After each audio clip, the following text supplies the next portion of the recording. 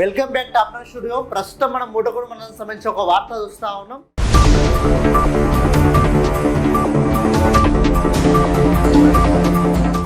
ఏదైతే ఈ నెల 6వ తారీఖు ఆలయ నియోజకవర్గంలో గౌరవ ముఖ్యమంత్రి వర్యులు రేవంత్ రెడ్డి పర్యటన ఉన్న నేపథ్యంలో దానికి సంబంధించి మూటకొండ మండల హెడ్కోటలో సలహా సమావేశాన్ని ఏర్పాటు చేశారు. దీనికి ముఖ్య అతిథిగా స్థానిక శాసనసభ్యులు ప్రభుత్వ బీర్లయ్య విచ్చేస్తున్నారని చెప్పి ఒక వార్త.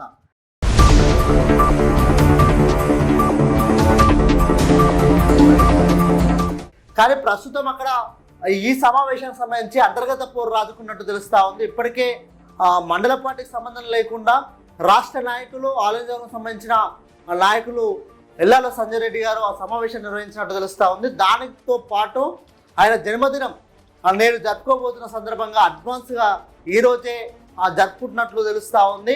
ఇప్పటికే గ్రామాలలో ఉన్న నాయకులకు, కార్యకర్తలకు, గ్రామశాఖ అధ్యక్షులకు ప్రత్యేకంగా సంజీవ్ రెడ్డి ఫోన్ చేసి ఆ తర్వాత తన మనుషులు ఫోన్ చేసి ఈరోజు సమావేశం ఉంది, ఖచ్చితంగా మీరు 10 నుంచి 15 మంది లేదా 20 మంది సమావేశానికి రావాలి ఖచ్చితంగా అని చెప్పేసి వాళ్ళకు మరీ ఫోన్ చేసి చెప్తా ఉన్నారు.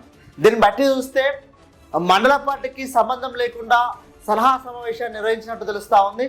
ఇప్పటికే మూటకొండ మండల వ్యాప్తంగా చూస్తే 95% కార్యకర్తలు కావచ్చు, క్యాడర్ కావచ్చు, పార్టీకి సంబంధించిన నాయకులు కావచ్చు సంజీవ్ రెడ్డికే సపోర్ట్గా ఉన్నారు.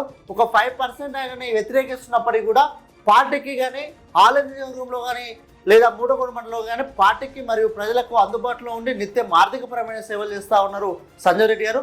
ప్రస్తుతం అక్కడ సలహా సమావేశానికి బీర్లయ్య గారు వస్తారో రాడో చూడాల్సిన అవసరం ఉంది.